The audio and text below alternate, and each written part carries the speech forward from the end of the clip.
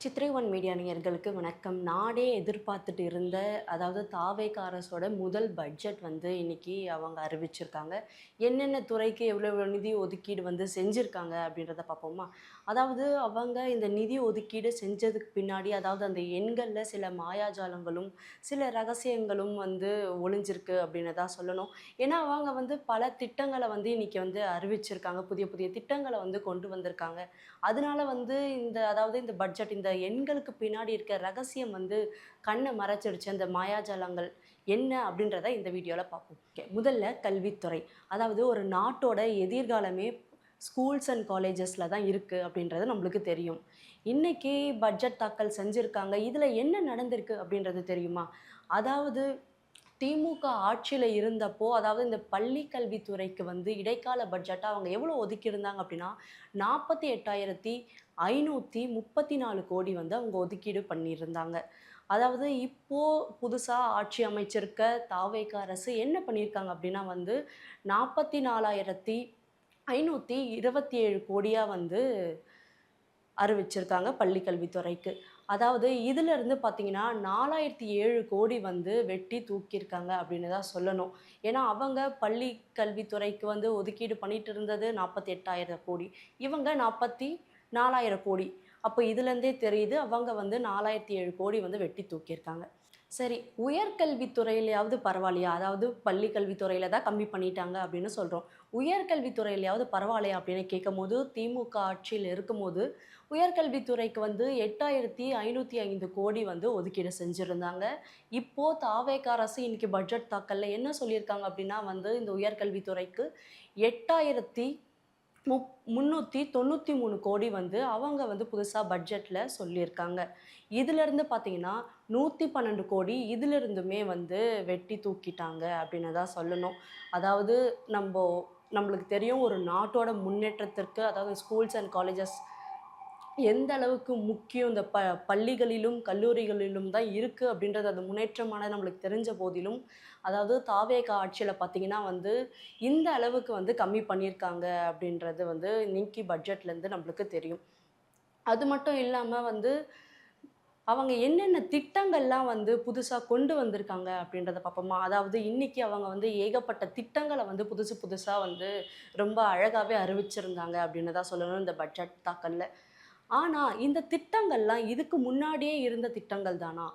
பெயர் மாற்றம் தான் மீண்டும் செய்யப்பட்டிருக்கா? அப்படின்ற கேள்விகளும் இருக்கு. இதுக்கு முன்னாடி இருந்த திமுக ஆட்சியில கொண்டு வந்த திட்டங்கள்ல தான் இன்னைக்கு மறுபடியுமே பெயர் மாற்றம் செய்யப்பட்டு அந்த திட்டங்கள் அறிவிச்சிருக்காங்க அப்படின்ற தகவல்களும் இருக்கு. திமுக ஆட்சியில பார்த்தீங்கன்னா, திமுக அவங்க இன்னைக்கு தாவேகா சார்புல பட்ஜெட் தாக்கல் செஞ்சிருந்தாங்க. அவங்களோட சைட்ல இருந்து அவங்க குற்றம் சாட்டியிருக்காங்க இந்த தாவேகா பட்ஜெட் தாக்கல் மீது அப்படின்றது நம்மளுக்கு தெரியும். அவங்க என்ன சொல்லியிருக்காங்க அப்படின்னா எங்கள ஸ்டிக்கர் ஒட்டுறோம் அப்படின்ற மாரி கட் காப்பி பேஸ்ட் பண்றோம் அப்படின்னு சொல்லிட்டு இருந்தாங்க. ஆனா தாவேகா இன்னைக்கு பட்ஜெட் தாக்கல்ல பல திட்டங்கள சொன்னம்போது உண்மையிலேயே இந்த கட் காப்பி பேஸ்ட் ஸ்டிக்கர் ஒட்டுற மாடல் யாரு அப்படின்றத அவங்க இன்னைக்கு சொல்லியிருக்காங்க.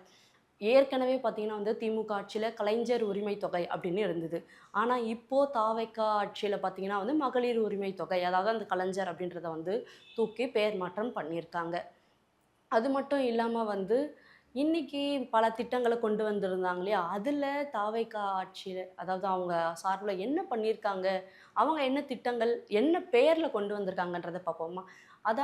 அவங்க இன்னைக்கு சொன்ன திட்டங்கள்ல பார்த்தீங்கன்னா வெற்றி 150 வெற்றி திறன் பயிற்சி திட்டம் அப்படின்ற மாரி கொண்டு வந்திருக்காங்க. அது மட்டும் இல்லாம வெற்றி தொ தொழில் முனைவோர் திட்டம் அப்படின்ட்டு, அவங்க கொண்டு வந்த திட்டங்கள்லயுமே வெற்றி, வெற்றி, வெற்றி அப்படின்றத மொத்தமா மென்ஷன் பண்ணியிருக்காங்க. திமுக ஆட்சியில தான் கலைஞர் உரிமை தொகை எல்லாத்துலயுமே அவங்க பேர் இருக்கு அப்படின்னு சொல்லிட்டு இருந்தத தாண்டி, இன்னைக்கு புதுசா மாற்றம் தருவோம் அப்படின்னு சொல்லி வந்த இன்னைக்கு இந்த தாவேகா ஆட்சியிலயும் பார்த்தீங்கன்னா, வெற்றி அப்படின்றத அவங்க வச்சிருக்க ஒவ்வொரு திட்டங்கள்லயுமே வெற்றி, வெற்றின்றத ஆட் பண்ணியிருக்காங்க. மாற்றம் அப்படின்னு சொல்லி வந்தது பெயர் மாற்றமா? அப்படி பெயர் மாற்றம் தான் செஞ்சிருக்காங்க அப்படின்றது நம்மளுக்கு தெரியுது. அவங்க கொண்டு வந்த திட்டங்கள இன்னைக்கு பெயர் மாற்றம் பண்ணியிருக்காங்க அப்படின்றது நம்மளுக்கு தெரியும். இவங்க சரி பெயர் மாற்றம் பண்ணி இப்ப கலைஞர் உரிமை தொகை அதிலிருந்து கலைஞர தூக்கி மகளிர் உரிமை தொகை வச்சாங்க சரி.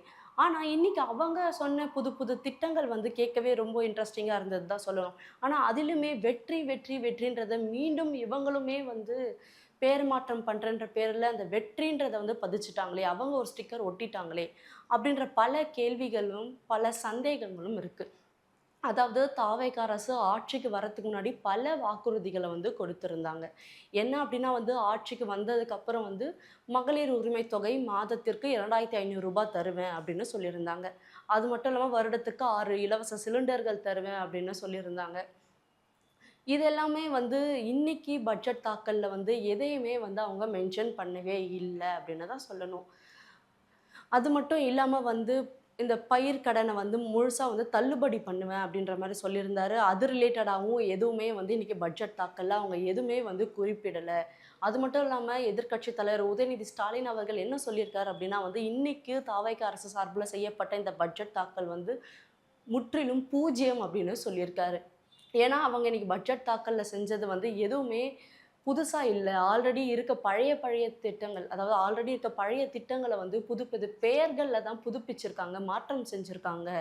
அது மட்டும் இல்லாம அவங்க குடுத்த வாக்குறுதிகளையுமே இன்னும் நிறைவேற்றல. இப்போ வந்து ஏகப்பட்ட திட்டங்கள கொண்டு வந்திருக்காங்க. இத எப்படி நிறைவேத்துவாங்க? அப்படின்ற பல குற்றச்சாட்டுகள் வந்து திமுக சார்புல தாவேக்கா மேல இன்னைக்கு பட்ஜெட் தாக்கல் மீது வந்து வைக்கப்பட்டிருக்கு. அதாவது 200 கோடியில வந்து வெற்றி மடிக்கணினி திட்டம் அப்படின்னு ஒண்ணு சொல்லியிருந்தாங்க. 560 கோடியில வந்து தாய்மாமன் தங்க மோதிரம் திட்டம் அப்படின்றத அறிவிச்சிருக்காங்க. அது மட்டும் இல்லாம 110 கோடியில வந்து ஆடுகள் வழங்கும் திட்டம், 25 கோடியில வந்து இந்த பாடத்திட்டம் வந்து சீரமைப்பு அப்படின்ட்டு பல விஷயத்த கொண்டு வந்திருக்காங்க.